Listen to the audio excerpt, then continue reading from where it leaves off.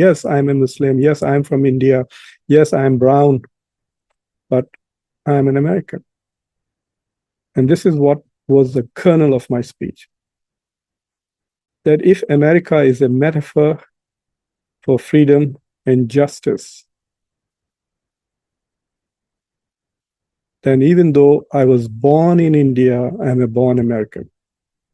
Because that is the fundamental aspiration of all people, to live a dignified life in which you are treated as equal and you are given the freedom to live an authentic life, to realize whatever you want in your life.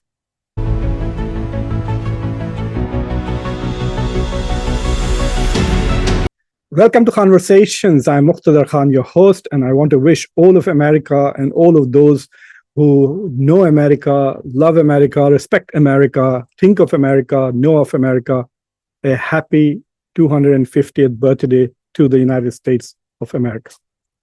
It's a great moment in human history, no doubt about it. America is one of the greatest nations that has been produced on planet Earth in our time. We are fortunate to see both its rise and its greatness, and also unfortunate to witness some of its adversities, not only its adversities, but also some of the crimes that it commits globally. So today I'm going to talk about 10 of the greatest things that the United States, in my view, has given to the rest of the world and to Americans also. And I will then also talk about 5 of the most horrible things that Americans have done over the centuries. And so this is how I'm going to do. I will talk about 2 great things that America did, then I'll talk about 1 terrible thing that the United States did. I want to congratulate all Americans, but I also want to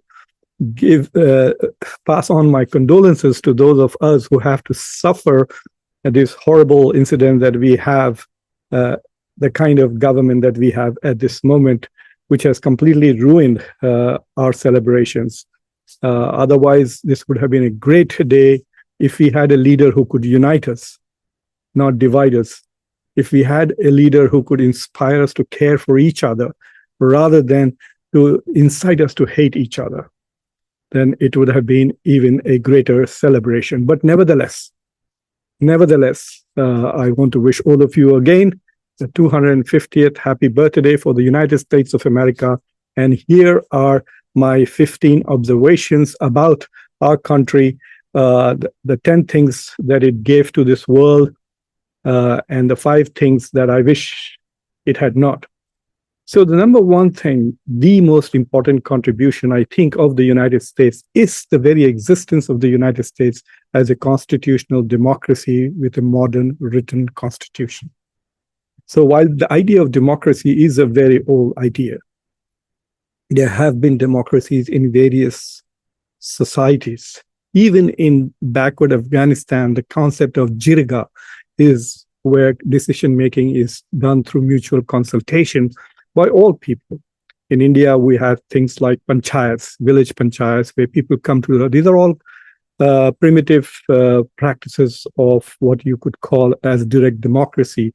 And of course, the democracy that was practiced in ancient Greece. But in the modern world, America brought democracy back and also demonstrated to the rest of the world that it can work and how it can work. So the fact that America is the richest country on earth, by far the biggest economy, it is also the most powerful country that we have ever witnessed in human history. And on top of that, it has been more or less a pretty good democracy, or at least has shown until recently a trajectory towards becoming more democratic. So this is the number 1 contribution, I think, of the United States that it has made, that it has given us a constitution, a written constitution. It has given us the Bill of Rights, which is absolutely fantastic. The idea that human beings, by virtue of being human beings, have some fundamental rights that no state can infringe upon. And of course, the genius of the separation of of the different branches of the government, which unfortunately does not exist anymore in the United States. But on paper, in the Constitution, it's a great idea where each of the branches checks the other if they violate the US Constitution or do things which are not in the interests of the public.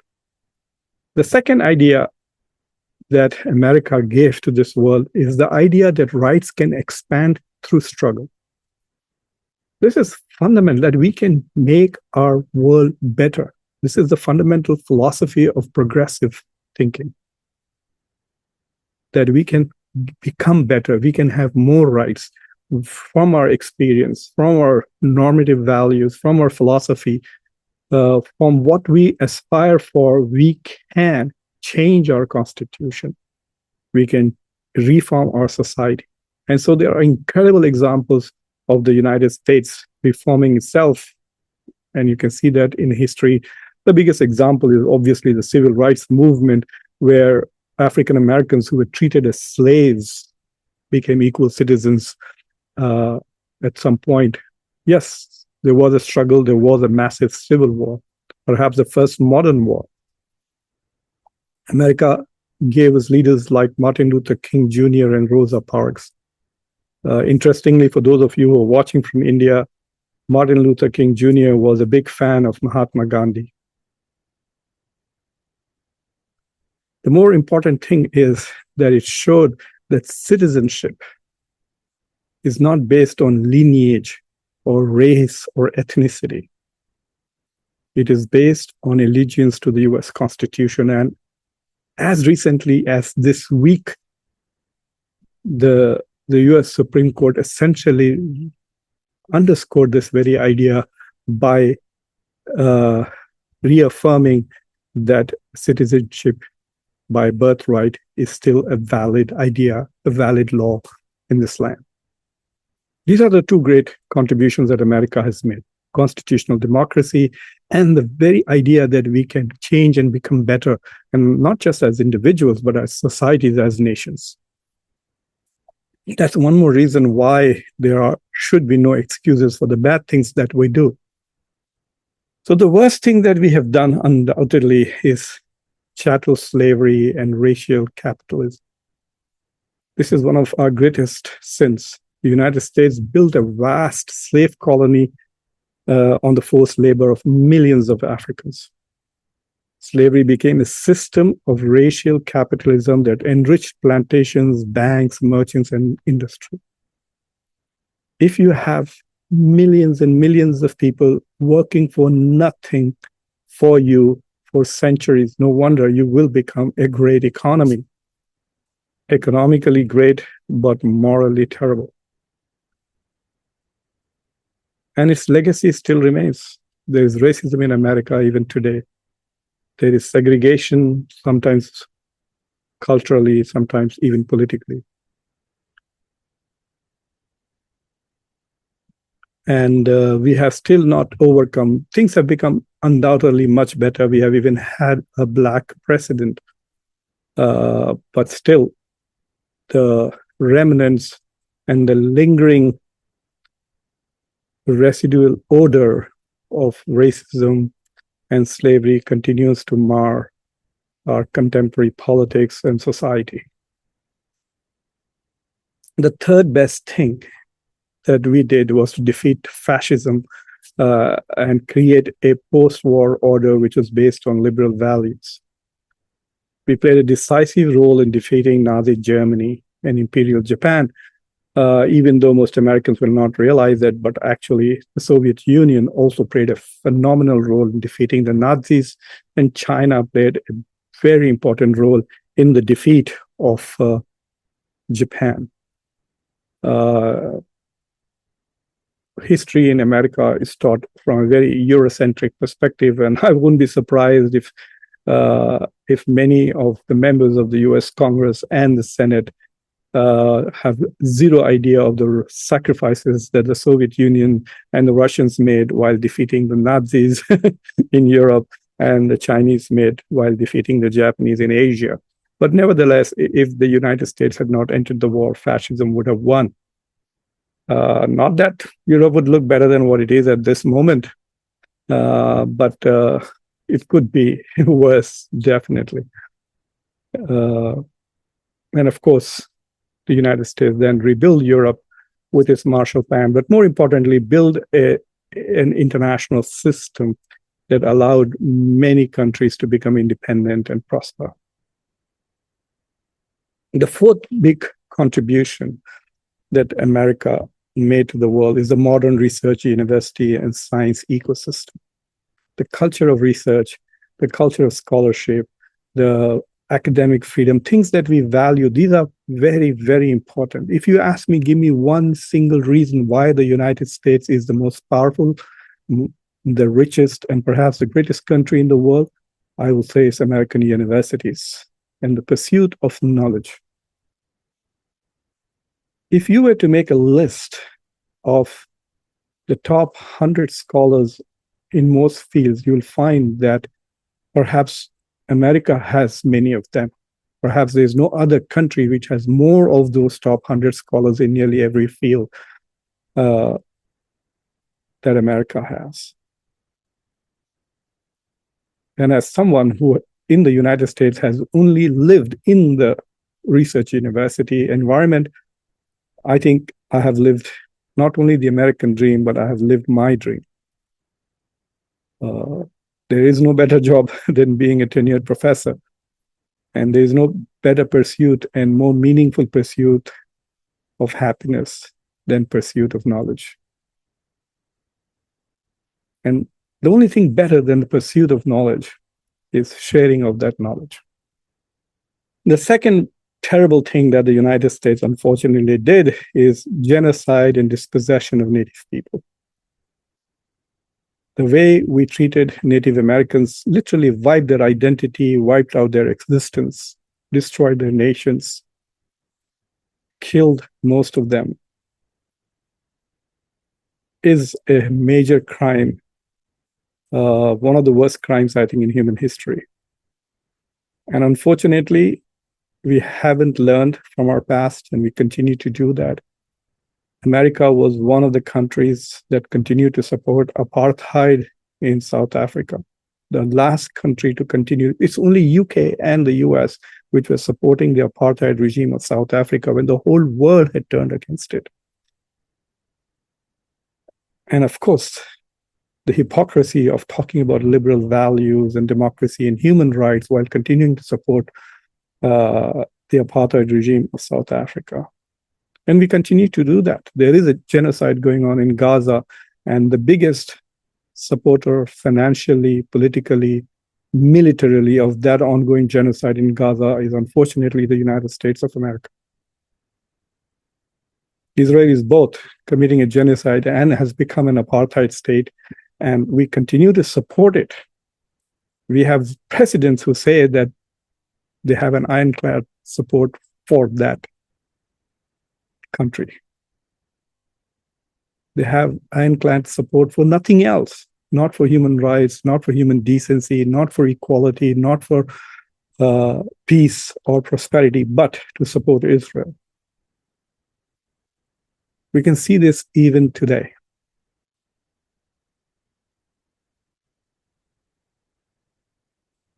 So this seems to be an ongoing crime and sin that we continue to commit periodically. The fifth incredible thing that we have done for this world is medical breakthroughs. Okay, the polio vaccine, for example, cancer research institutes, even as recently as the mRNA vaccine, all produced by American research, American universities, American pharmaceutical companies. Yes, there is an element of capitalism and exploitation, but yet there is benefits.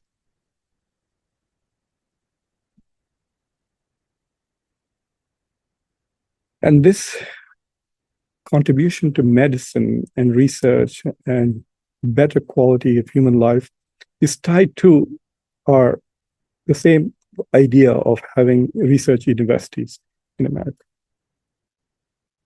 The sixth, and perhaps one of the most impactful contribution that the United States has made to the world, is the digital revolution. Al Gore claimed that he invented the internet, but it was part of the Pentagon. The internet was invented by American scientists and implemented inside the Department of Defense as early as the 1970s and 80s, I think. But eventually it became public in the 1990s. And so there are so many such scientific and contributions that America has made to the world, from your GPS system to your microwave, to your internet, to computers, etc., etc., etc. Even today, when everybody's talking about the declining power of America, that America is not as powerful as before, that America is becoming a less scientifically developed country.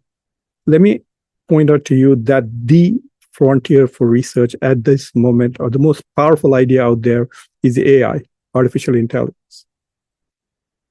By far. It's going to transform our lives. It's going to transform the balance of power in the world, all of that. It's like a magic wand which could make things happen. And there are two sides to artificial intelligence, the hardware and the software. The hardware, still America. NVIDIA, the most advanced hardware chip producing company, is an American company. Of course, it's an person of immigrant heritage who's running this, but so are all Americans. Some people forget it, but yes, all Americans are immigrants. It's a nation of immigrants. And then when you look on the software side of AI, whether it's ChatGPT or Claude or Grok or Gemini or Meta, it is the United States which is at cutting edge. China is catching up or right behind us, but still we are there. It's the United States which has given NVIDIA and ChatGPT to the rest of the world, for good or bad. The third worst thing that America has done is invention of nuclear weapons, the nuclear arms race, and the use of nuclear weapons. America is the only country to have used nuclear weapons repeatedly. We did it twice. We killed hundreds of thousands of civilians in seconds in two cities, Hiroshima and Nagasaki. Some people argue that that ended the World War II much faster. The war would have continued. More Japanese would have died. The US was dropping firebombs on Tokyo and other places. More people would have died in conventional warfare than that died in this nuclear attack, which prompted Japan to immediately surrender and end World War II. But nevertheless, the United States remains to this day the only country in the last 81 years to have used nuclear weapons. I hope that you realize that right now, two nuclear powers, US and Israel, have been hammering a non-nuclear power, Iran, killing thousands of civilians, school children, destroying their infrastructure to prevent them from becoming or possessing evil weapons like nuclear weapons. So there's a fundamental hypocrisy in many things that we do. We do a lot of great things, but we also ruin it all by doing a lot of evil things. The seventh great thing that America gave to the world is aviation and space exploration. We sent a man to the moon, and we continue to do that. We now have space tourism. I think for $250,000, you can go into space and come back. I was trying to start a crowd-funded effort to go into space and do my Khanversations from space, but unfortunately, right now it will cost us something like $250,000 to $400,000 to go into space for 2 or 3 minutes. There's no way I can do a show in 2 or 3 minutes. So maybe later on, when we can do it for at least 24 hours, and I have the resources, I would love to go there and do it. But anyway, America continues to push the frontiers of space. Elon Musk is promising to colonize Mars. We'll see whether that happens in my lifetime. But let me tell you, there's no doubt about it. While China, Russia, and India and other countries are trying to catch up, the US continues to remain at the forefront of space exploration, not just in real world, but also in imagination, with fabulous television series like Star Trek and movies like Star Wars. The eighth contribution of America is modern capitalism and globalization. There are pros and cons to it. The productivity that is generated by the capitalist mode of production definitely made us extremely wealthy, not just America, but the rest of the world, which follows and uses the systems. Countries like Japan, South Korea, Taiwan, Singapore, China and India now, Europe and others who have employed this method of organizing their economies have done well, but there are other negatives to obviously capitalism, which leads to inequality, marginalization, exploitation of a lot of poor people. That we are witnessing that Zoran Mamdani is trying to fight against. Bernie Sanders is trying to fight. What democratic socialists in the US are trying to do is to mitigate the devastatingly negative consequences of unbridled capitalism. But globalization, while some people think was a bad idea, I can tell you this much, that if it was not for globalization, India and China would not have succeeded in removing close to 2 billion people out of abject poverty.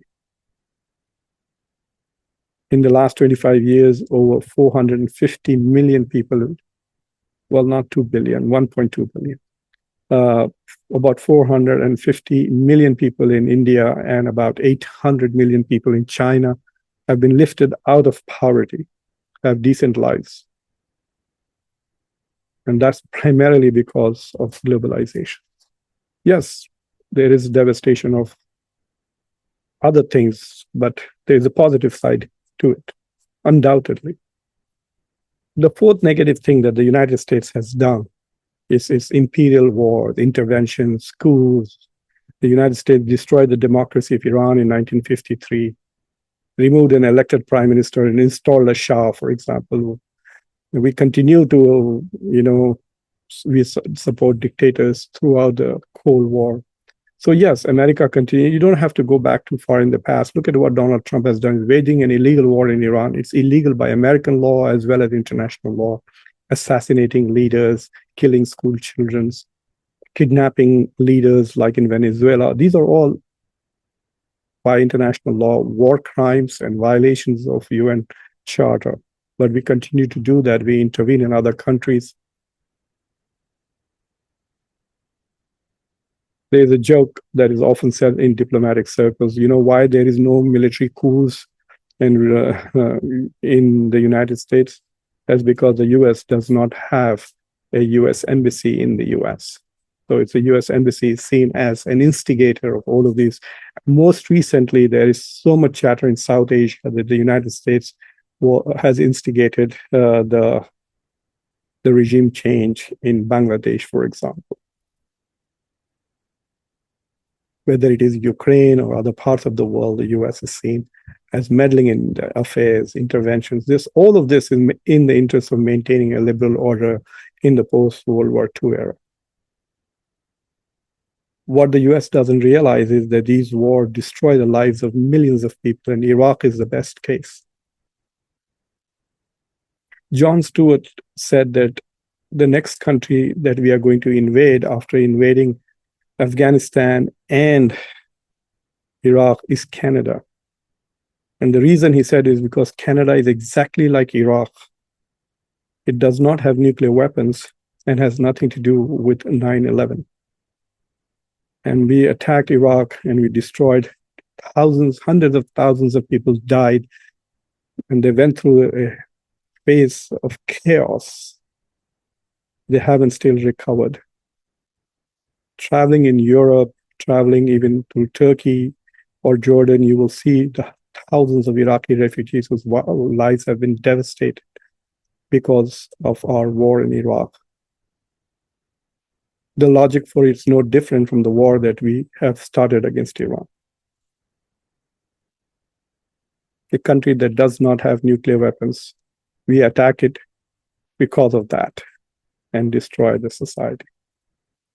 The ninth important thing that America has contributed to the global society is popular culture as global language. There's no doubt about it that American culture has a globalizing impact, whether it's clothes, whether it's jeans, whether it's Hollywood, whether it's Netflix, whether it's hip hop, jazz, Nike shoes, even words, language, food.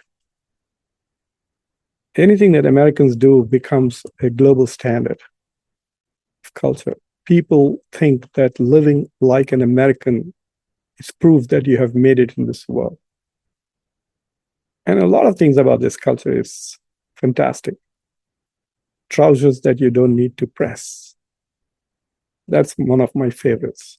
And of course, Netflix is now one of the biggest things on the internet. Facebook. Can you imagine a world without Facebook or Instagram or Twitter or YouTube?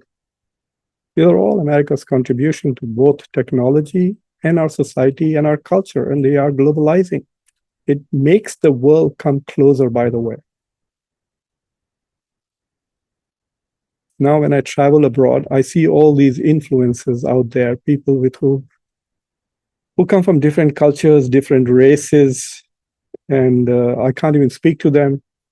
So, for example, the other day I was in, my wife and I were traveling through Trinidad, and we went to a very kind of a remote-ish village to see some interesting historical museum about Indians who had come as indentured laborers to the West Indies.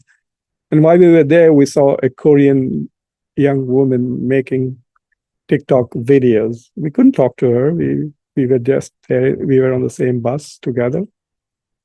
And as someone who has a YouTube channel, for me, I could immediately relate to her. Yes, we do different things, but there was something that connected to us. So yes, there is a unifying aspect to American culture. And like this video, every conversation that I have, people from more than 40 countries regularly watch this. There's no way I could be talking to 40. I talk to about 30 to 60,000 people every day listen to me, and that was not, and from over 40 countries, and that would not have been possible without America's globalizing culture. The 10th contribution of America is the ideal of immigration and reinvention. I gave a speech when I became an American citizen at the swearing-in ceremony. The judge always invites one person to give a speech. I didn't know about that. I was there. There were about 250 people who were sworn in as citizens, and guess my luck. The judge picked me to come and speak on behalf of all of those 250 people who had become US citizens. And this is the speech I gave. This is the idea, my idea of what America is. Because I think of myself as an American. Yes, I'm a Muslim. Yes, I'm from India. Yes, I'm brown. But I'm an American. And this is what was the kernel of my speech. That if America is a metaphor for freedom and justice, then even though I was born in India, I'm a born American. Because that is the fundamental aspiration of all people, to live a dignified life in which you are treated as equal and you are given the freedom to live an authentic life, to realize whatever you want in your life. There are moments when America comes close to that. There are moments when it doesn't. I know you all want to go home. I want to say one more thing. This is truly a land of opportunity. It is not only a land which gives you an opportunity to become a better person, to realize your material dreams, your intellectual dreams, your emotional dreams, if you like, but it also offers you two additional opportunities which you may not find anywhere else in the world. One is an opportunity to make America a better place. And the third, an opportunity to make the world a better place. And I think today, let's all take this resolve that we will use all these three opportunities Thank you very much. But this is a very profound idea, which leads to the philosophy of multiculturalism, the idea that you can become an American, not just in law, but also in spirit. And finally, the one other massively bad thing that we did to this world is through corporate greed and environmental damage. Tomorrow is the 250th birthday of America, and the president of this country has canceled all celebrations because it's going to be a bloody hot day tomorrow. The climate change has become oppressively evident.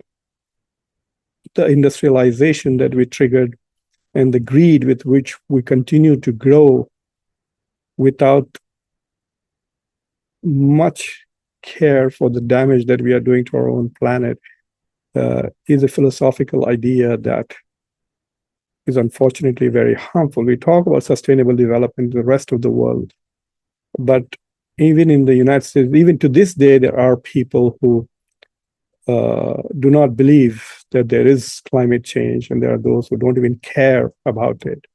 And in fact, the current president of the United States is walking back a lot of measures that previous governments in the United States have taken to mitigate the negative consequences of climate change. So not only have we helped in ruining the planet, but some of us are also preventing others and ourselves from repairing it. So anyway, one thing that I must say, that I've lived most of my adult life in the United States. I came here when I was 27 years old. I am 60 now. And I'm proud to be an American. There are challenges, especially given that I'm brown, I'm Muslim, I'm critical of many things that our government does all the time. And not just critical, but vocally critical. I write a lot, I speak a lot. Publicly. But the fact that I can do that is also because I'm in America. I have no doubt about that. The amount of freedom that I have enjoyed in being critical of America, no society on earth would give me that, period. And for that, I'm happy to be an American. Happy birthday to America.